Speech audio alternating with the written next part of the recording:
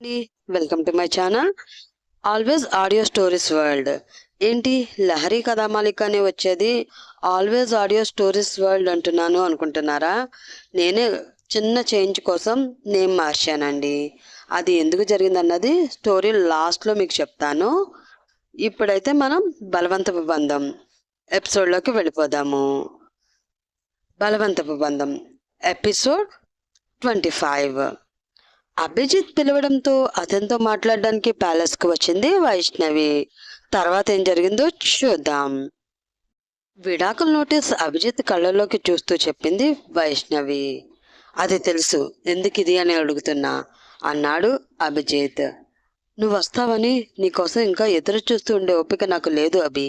అందుకే నీకు దూరంగా నా బిడ్డని తీసుకుని వెళ్ళిపోదాం అనుకుంటున్నా అని అంది వైష్ణవి. విడిపోయేదానివి నా వెంట పడి నన్ను వేధించి మరీ ఎందుకు పెళ్లి చేసుకున్నావు? ఆమె కళ్ళలోకి సూటిగా చూస్తూ అడిగాడు అభిజిత్.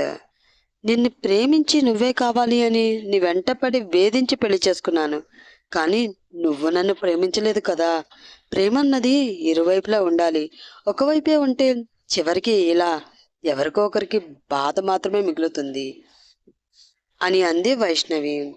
నేను దీనికి ఒప్పుకోను అని అన్నాడు అభిజిత్. ప్లీజ్ అభి, నీకు నా మీద నా బిడ్డ మీద ఎలాగూ ప్రేమ లేదు. కనీసం జాలైనా ఉంటే వాటిపై సంతకాలు చేయి.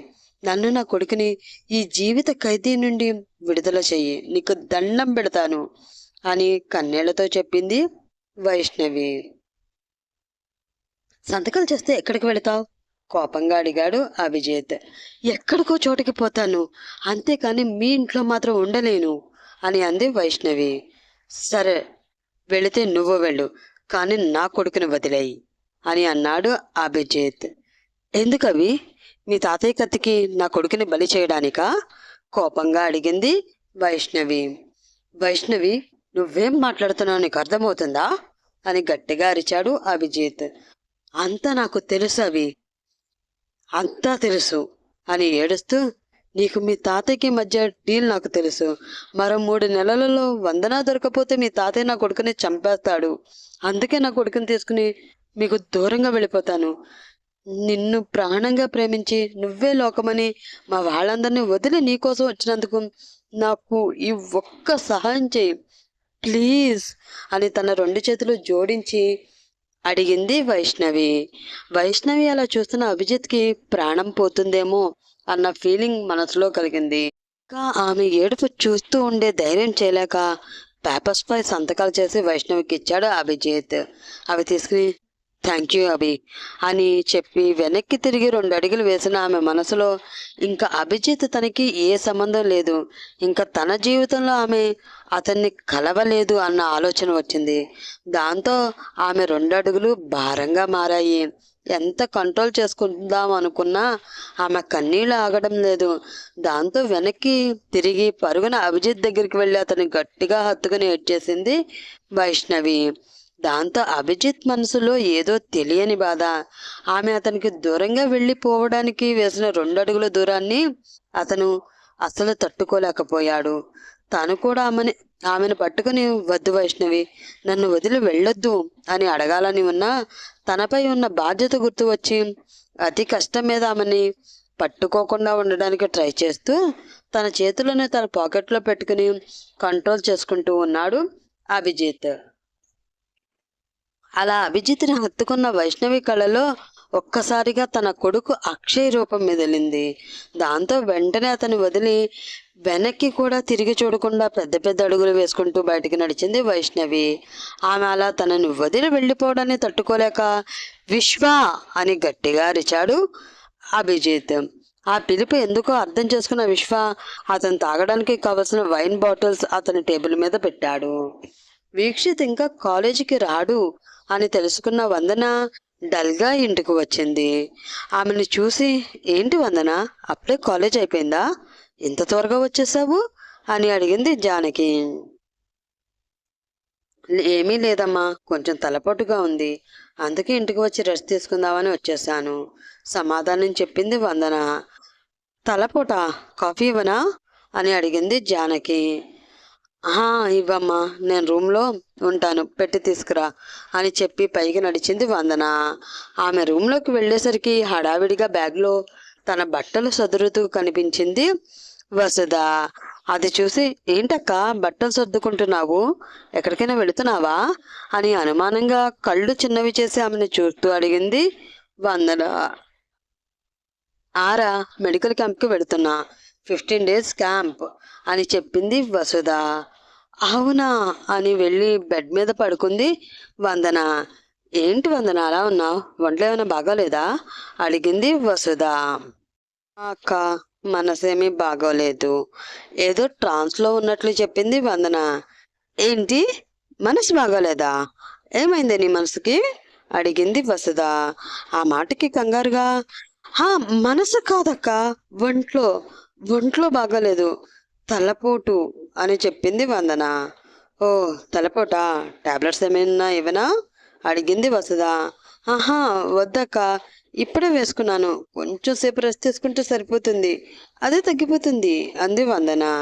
సరే పడుకో అని వందనతో చెప్పి డ్రెస్ ఎక్కడ పెట్టాను అని అనుకుంటూ వందన కబోర్డ్లో ఏమైనా పెట్టానేమో చూద్దామని వందన కబోర్డ్ ఓపెన్ చేసింది వసుధ. ఆ కబోర్డ్లో తను వెతికే తన డ్రెస్ కనిపించడంతో, ఓ అమ్మ, నా డ్రెస్ ఇక్కడ పెట్టిందా అని అనుకుని కబోర్డ్ అడుగున ఉన్న ఆ డ్రెస్ తీసింది వసుధ. ఆ డ్రెస్ బయటకు లాగుతున్నప్పుడు ఆ డ్రెస్ అడుగున ఉన్న కొన్ని ఫొటోస్ బయటకు వచ్చాయి. డ్రెస్ పక్కన పెట్టి ఆ ఫొటోస్ చేతిలోకి తీసుకుని చూస్తున్న వసుధ షాక్ అయింది. అవి చిన్నప్పుడు వందన, వీక్షిత్ కలిసి దిగిన ఫొటోస్. ఆ ఫొటోస్ ఒక్కొక్కటి చూస్తూ వందన వైపు చూసింది ఆమె. అటువైపు తిరిగి పడుకున్న వందన డ్రెస్సింగ్ టేబుల్ అద్దంలో కనిపిస్తుంది. ఊపిరి పైకి రానివ్వకుండా మౌనంగా ఏడుస్తూ ఉంది వందన. ఏడవడం వల్ల తెల్లగా ఉండే ఆమె మొహం ఎర్రగా కందిపోయింది. అది చూసి ఏదో అనుమానం రాగా ఆ ఫొటోస్ వందన కబోర్డ్లో పెట్టేసి వందన ఫోన్ తీసుకుని బయటికి వెళ్ళి కాల్ లిస్ట్ చెక్ చేస్తూ ఉండగా మై హార్ట్ బీట్ అని ఉన్న నెంబర్ నుండి వరుసగా మెసేజ్లు వస్తున్నాయి. దాంతో ఆ మెసేజ్ ఓపెన్ చేసి చూసింది వసుధ. హాల్లో కాఫీ తాగుతున్న నీరజ్ దగ్గరికి వచ్చింది భారతి.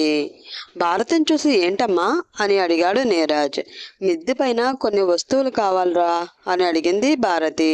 సరేరా అని పైకెక్కి ఆమె కావాల్సిన వస్తువులు తీసి కిందకి దిగబోతున్న నీరజ్ కళ్ళు ఒక పాత అట్టపెట్టి మీద ఆగిపోయాయి. ఆ పెట్టి చూసి, అమ్మ, ఏంటి పెట్టి అని అడిగాడు నీరజ్. దానివైపు అయోమయంగా చూస్తూ, ఏమో నీరజ్, నాకు తెలియదు అంది భారతి. సరే, ఇది కూడా పట్టుకో, ఇందులో ఏమున్నాయో చూద్దాం అని ఆ పెట్టిన ఆమెకిచ్చి కిందకి దిగాడు నీరజ్. పెట్టికి సీలు వేసి చూడడానికి ఎన్నో సంవత్సరాల నుంచి ఓపెన్ చేయందల్లా ఉంది. దాంతో ఆ సీల్ తీసి ఆ పెట్టెలో చూసిన వాళ్ళకి ఒక్కసారిగా షాక్తో కళ్ళు తిరిగినట్లు అనిపించాయి. నీరజ్ రిజెక్ట్ చేయడాన్ని తట్టుకోలేని వర్షిత మనసంతా బాధతో నిండిపోవడంతో తన గది వదిలి బయటకు వెళ్ళడమే లేదు.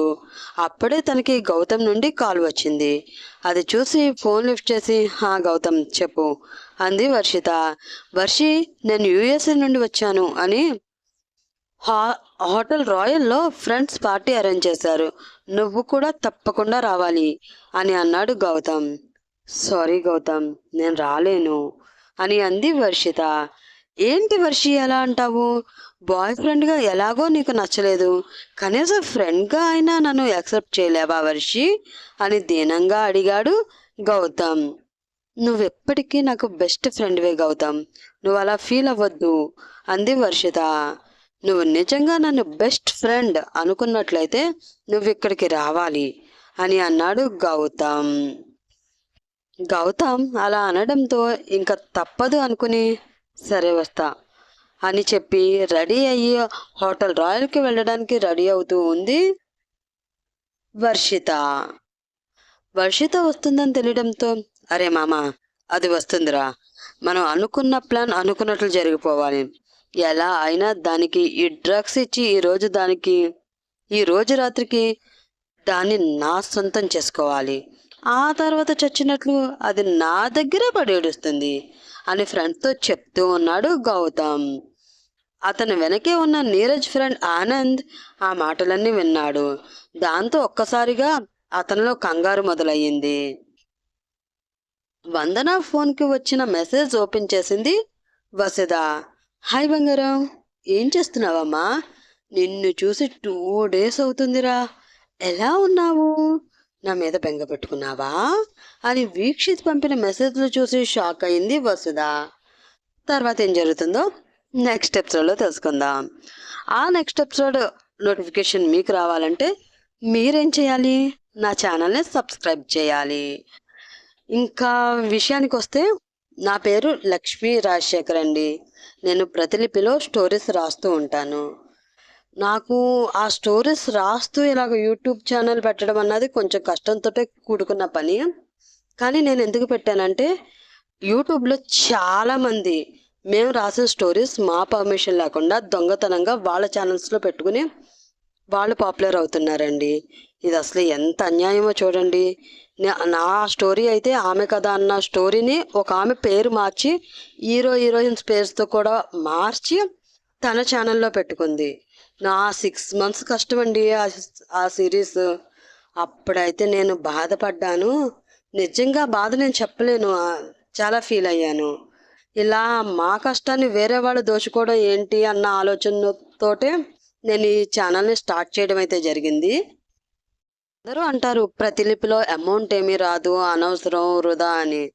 ప్రతిలిపిలో స్టోరీస్ రాసేది అమౌంట్ కోసం కాదండి. అది మాకు ఇష్టం. స్టోరీస్ రాయడం అన్నది ఇష్టం.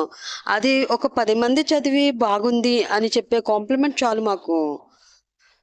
అది వేరే వాళ్ళు దోచుకుని వాళ్ళు పాపులర్ అవ్వడం అన్నది చెప్పలేను ఆ ఫీలింగు. ఇంకా అందుకని నేను ఈ ఛానల్ స్టార్ట్ చేయడం జరిగింది. నేను ఎక్కువగా family and love stories success అయ్యేది అది ఫ్యామిలీ తోటే అన్నది నా స్ట్రాంగ్ ఫీలింగ్. అందుకే ఎక్కువ ఫ్యామిలీ స్టోరీస్కి ప్రిఫరెన్స్ ఇస్తూ ఉంటాను. అందుకేనేమో లవ్ స్టోరీస్కి వచ్చినంత క్రేజ్ నా స్టోరీస్కి రావు. అది నేనే ఒప్పుకుంటాను. ప్రతిలిపిలో 2 years నుంచి నేను రాస్తున్నా. ఇప్పటి వరకు అయితే సబ్స్క్రైబర్స్ 1600 వరకు వెళ్ళారు.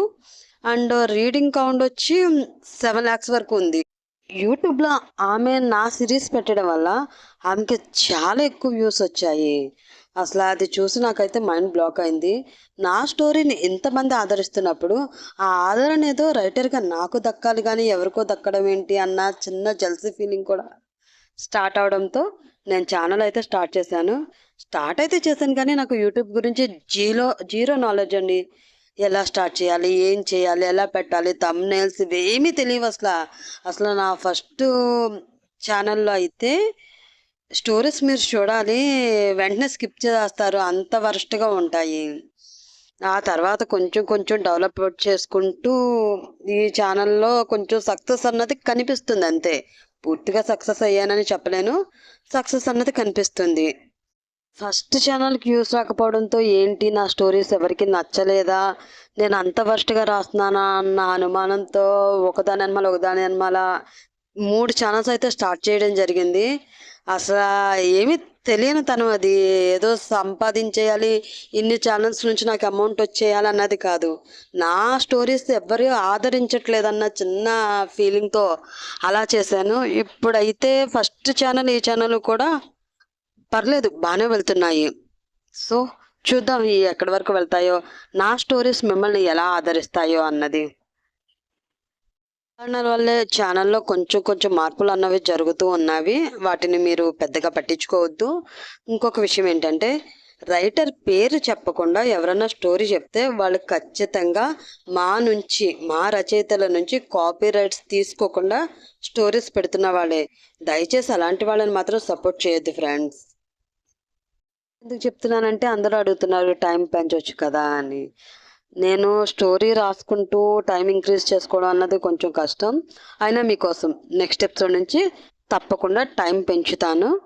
20 minutes ఎపిసోడ్ చేస్తాను. ఇప్పటి వరకు నేను చెప్పింది సోది అనుకోకుండా విన్నందుకు థ్యాంక్ యూ. రేపు కలుద్దాం. బాయ్.